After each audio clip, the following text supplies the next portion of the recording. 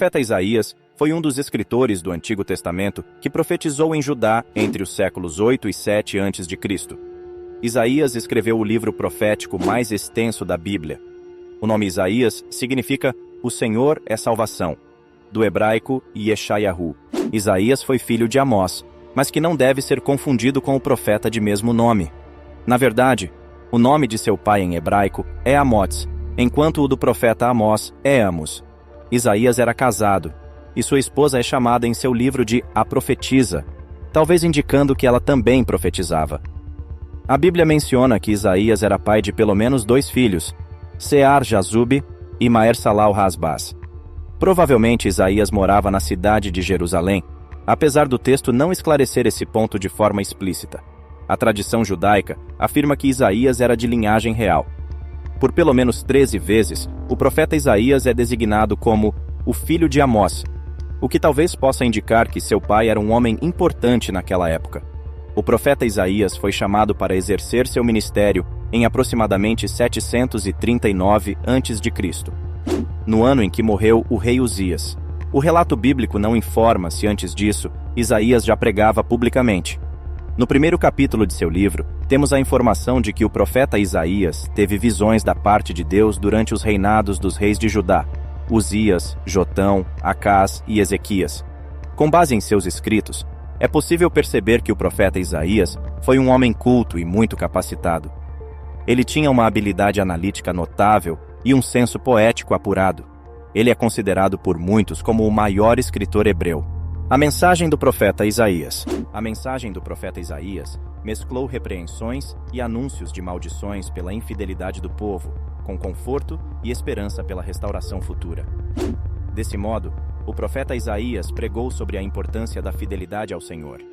Além disso, sua mensagem escrita também focava os judeus exilados, conclamando-os ao arrependimento e os exortando a confiarem nas promessas de Deus.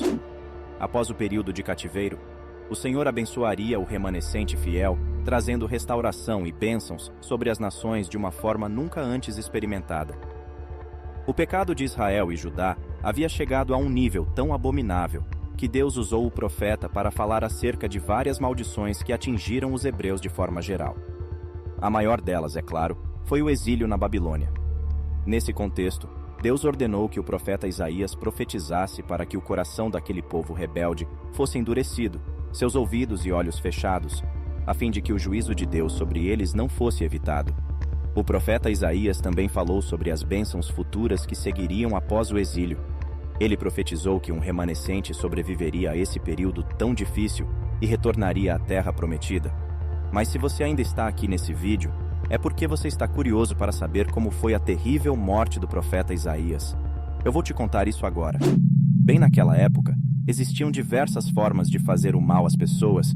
Seus inimigos podiam jogar você diretamente para a jaula de leões, queimá-lo vivo, cortar todos os seus membros, inclusive a sua cabeça.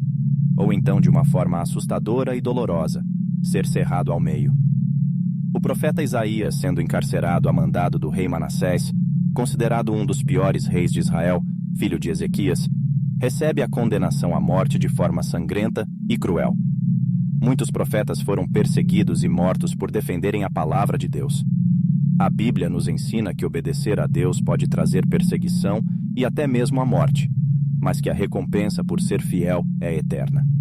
E aqui agora eu te entrego um versículo de fé e esperança. Irmãos, tenham os profetas que falaram em nome do Senhor como exemplo de paciência diante do sofrimento. Como vocês sabem, nós consideramos felizes aqueles que mostraram perseverança. Vocês ouviram falar sobre a perseverança de Jó e viram o fim que o Senhor lhe proporcionou. O Senhor está cheio de compaixão e misericórdia. Tiago capítulo 5, versículo 10 e 11. Bom, meus irmãos, se vocês gostaram desse vídeo, peço que deixem o seu gostei e se inscrevam aqui no canal. Até o próximo vídeo.